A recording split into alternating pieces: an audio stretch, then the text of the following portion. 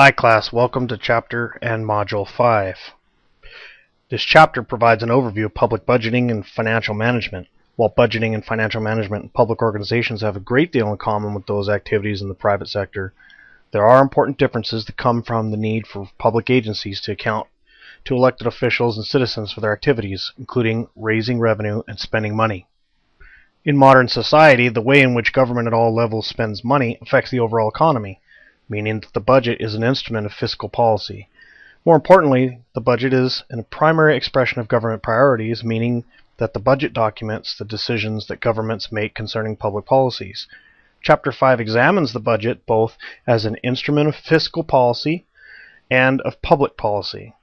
The budget as a device for government accountability is emphasized throughout the chapter.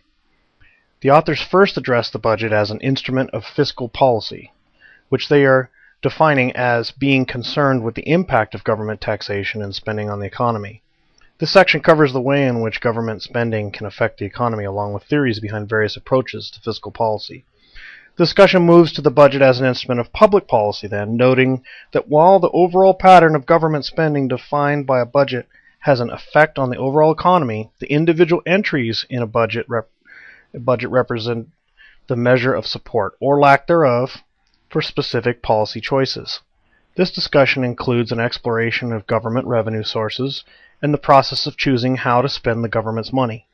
This section also provides a review of the budget policies of recent presidential administrations and offers insight into revenue and spending issues at the state and local level. After examining the fiscal and public policy dimensions of the public budgeting, the chapter will turn to a review of the budgeting as a tool of management. The budget process is critical to public administrators as it establishes the level of funding for an agency and its programs. Thus, an administrator should be familiar with the steps involved that enable an agency to spend money, including budget formation, approval, execution, and auditing. This is followed by a look at budgeting strategies, line item budgeting, performance budgeting, program budgeting, and outcome-based budgeting, along with a discussion about the political nature of the budgeting process. The section also addresses a variety of budgetary strategies and strategies for program development. The chapter then moves to an exploration of various aspects of the financial management of public sector resources. Included in this are capital budgeting, which addresses outlays for infrastructure, facilities, and other items intended for long-term use, debt management, which is concerned with various methods of borrowing funds, risk management, which is the way in which public organizations anticipate and cope with the variety of risks to which they are subject, and purchasing, which involves considerations about how governmental organizations buy goods and services. The final section of the chapter is going to cover accounting and related information systems in the public sector. Because keeping track of public revenues and expenditures has become an enormously complex undertaking, an understanding of the requirements and practices involved in government accounting is important to public managers.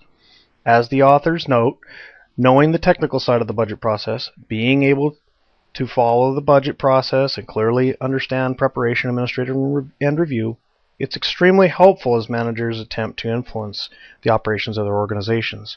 Even if you're not in management, knowing and understanding this budgeting process is important to your future endeavors. Okay, onward!